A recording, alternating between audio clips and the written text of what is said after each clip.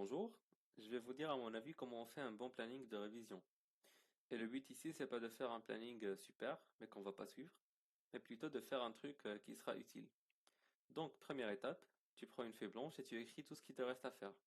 Par exemple, apprendre 4 leçons de géographie, faire 2 épreuves de maths du bac, relire tous les cours de maths, faire les fiches des 2 derniers cours d'histoire.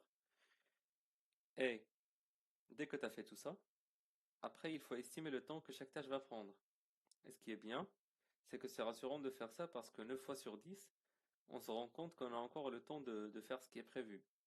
Et si tu trouves que t'as pas le temps, bah tu t'en fous. Parce que le but c'est de faire bien un maximum de choses et pas juste de dire ah tous les maths ça va me prendre 3 heures pour être déçu en fin de compte. Donc soyez réaliste, ne rêvez pas trop. La troisième étape, et là encore on a tendance à trop rêver, c'est ne prends pas un calendrier. Enfin, il faut pas prendre un calendrier et se dire ok lundi matin je vais faire ça, je vais faire ça, mardi matin je vais faire ça, mercredi il me restera ça à faire, etc. Enfin, ne planifiez pas 1 ou 2 semaines d'une manière très très précise parce que si une seule tâche prend plus de temps que prévu, bah tu prends du retard sur tout le reste. Et on va pas passer tout le temps à refaire des plannings super jolis, super précis. C'est pas le but. Ce que je recommande, enfin ce que je vous conseille de faire plutôt, c'est de se fixer des objectifs journaliers. Parce que tu as les tâches, tu sais combien de temps elles prennent, donc tu peux y aller un jour à la fois, étape par étape. Donc le premier jour, tu te mets des objectifs, tu essaies de faire le max possible, et à la fin de chaque jour, bah, tu fais un petit bilan.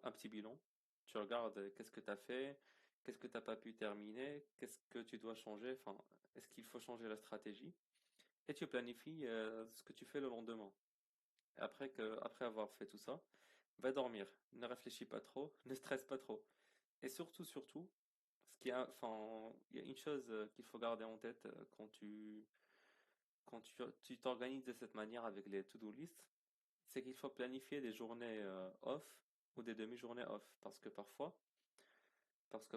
pendant 5 jours d'affilée, t'arrives pas à finir ta to-do list. Et du coup, tu te dis, bah demain je vais rattraper, demain je vais rattraper, demain je vais rattraper. Et c'est épuisant de continuer comme ça. Enfin, parce que ça m'est déjà arrivé pendant que j'étais en classe préparatoire, de passer 2, 3 mois à me dire, ok, il me reste ça à faire, je vais le faire demain, il me reste ça à faire, je vais le faire demain, même en week-end, même en vacances. Et ça, c'est pas bien, parce qu'à la fin, tu deviens épuisé et tu travailles d'une manière beaucoup moins efficace que tes camarades.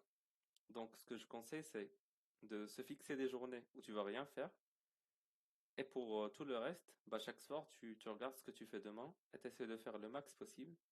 Et dès que tu as fini, ou dès que il est 23 heures ou 23h30, bah, tu vas dormir. Tu vas pas trop réfléchir, tu vas pas trop stresser. Et bonne révision. Je vous souhaite bon courage et bonne chance. Si cette vidéo a été utile pour toi, clique sur un pouce bleu. Laisse-moi en commentaire comment tu fais tes plannings, comment tu t'organises pendant les révisions.